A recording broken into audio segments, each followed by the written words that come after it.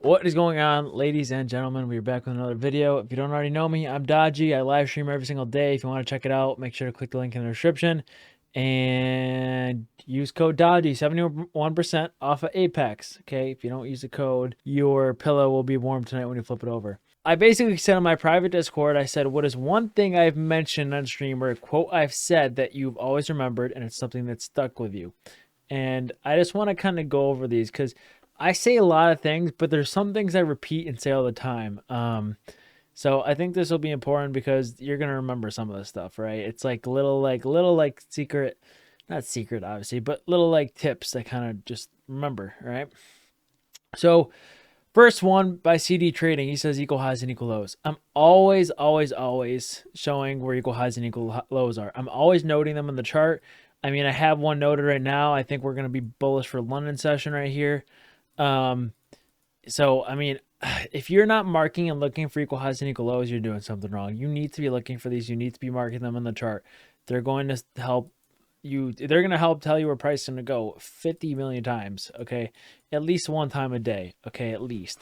So again, I emphasize equal highs and equal lows so much. It's the easiest liquidity pool to use. I mean, it's just, they're so easy to kind of just take. They're so easy holding to it because they're such a good target and hit so much. So it's like you have a lot of conviction holding to them. So yeah. So another thing I say is if you took the trade and lost, would you regret it? That is something I say all the time. This is probably one of my favorite ones. Okay. I'm always asking, like, this morning I remember I said, I'm like, if you took a trade before the news came out at 10 a.m., would you regret it? And there was this trade right here, and it never got inversed. But most people, if they took a trade before 10 a.m., when usually don't trade before 10 a.m., they would regret it. And that's just, I always like to say that just to make sure people understand that, yes, you would regret this if you did take this. So that means what? That means don't take the trade. Wait, save your capital. Okay. Where is price delivering from? This is very important. I hate when price is delivering from the middle of nowhere. If we're delivering from like the most random spot, I just hate taking setups. So like an example would be, let's see here. Let's see. An example would be something like, let me go to the 1 minute here. I'll just go over Asia, for example. Like right here, we're not really delivering from anywhere important. I mean, this is a key example. I hate taking a setup like off of this. I'm not going to look for a confirmation long inversion off this. You can see we kind of get one, but it fails, right? Maybe it's because of Asia. Maybe that's why, but we're not really delivering from anywhere meaningful. I always make sure we're delivering from a fair value gap, or we took obvious liquidity or obvious sell side or something. It has to be obvious. This is not obvious to me. It's just, it's a big thing I like to look for when I study price, like a delivery from a really obvious spot. Okay, a better example of this is like an obvious spot, and we're delivering from this fair value gap. So I'd be more confident in taking an inversion setup here back to the upside. All right. If you want to check out my free 80% win rate strategy to get funded really, really easily, then just click the link in the description below.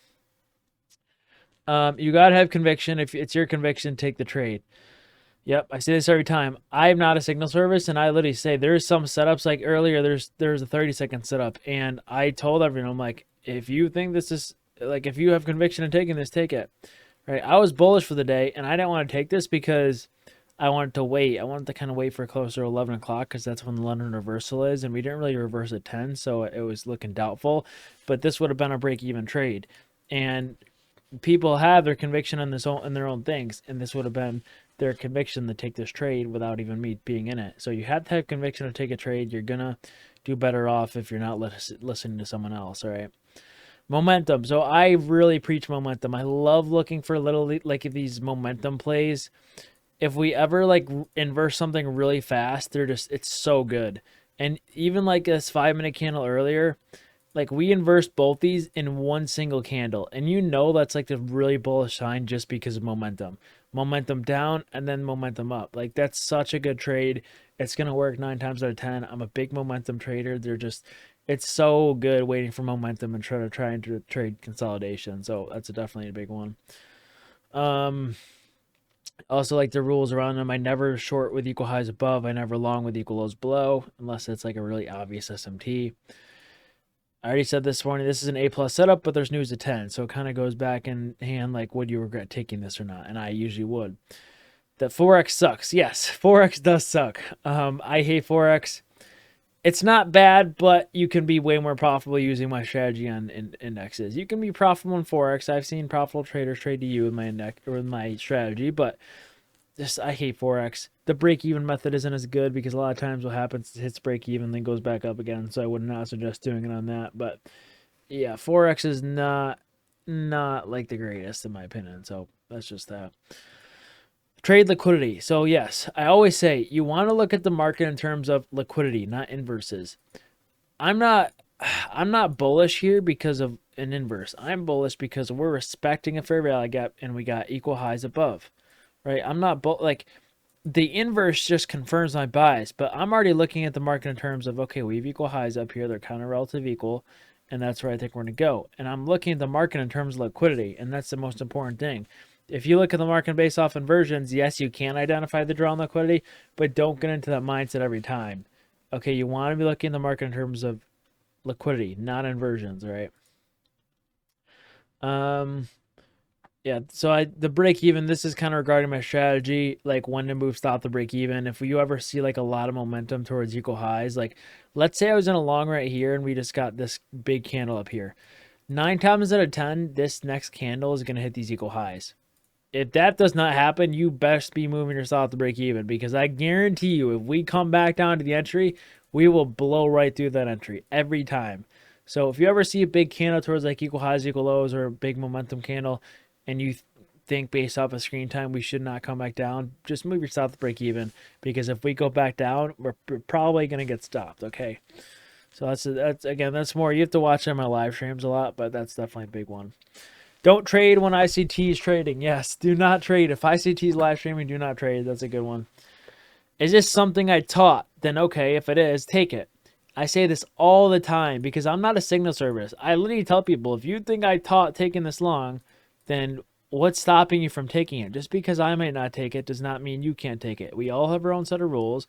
I'm taking my own setups, and that's what happens, right?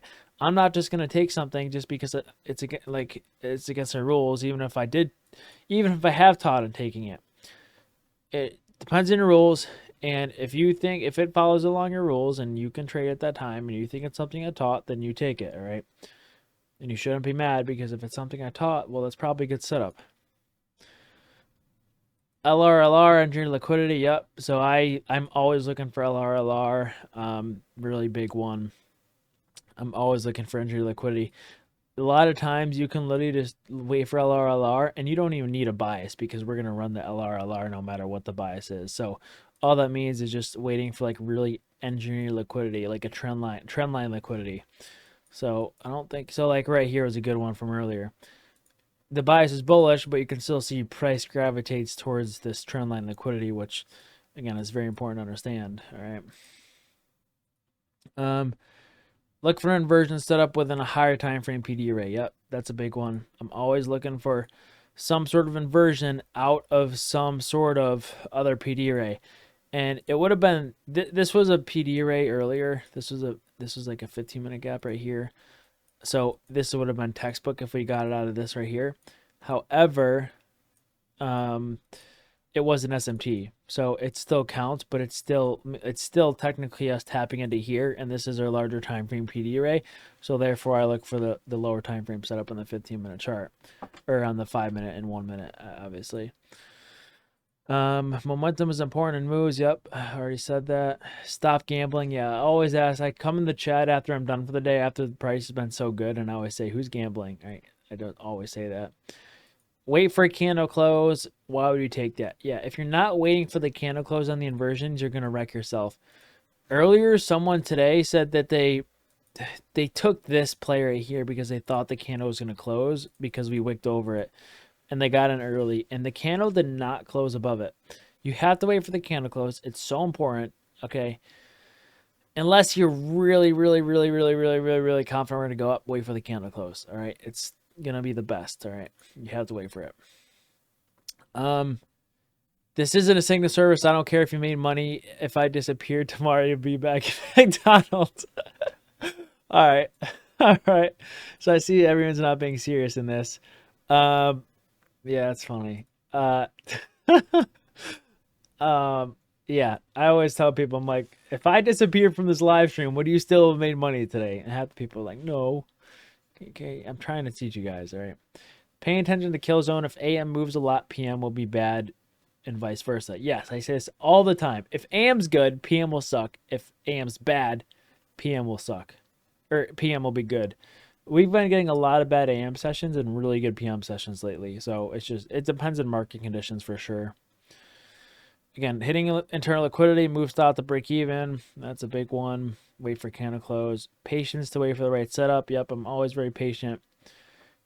You want to see speed. Yeah, I'm really good at calling out when you want to see speed. If you don't see the speed, you're probably going to get stopped out. So I always say, like, gun to my head, like, knock again. Just phrases I say.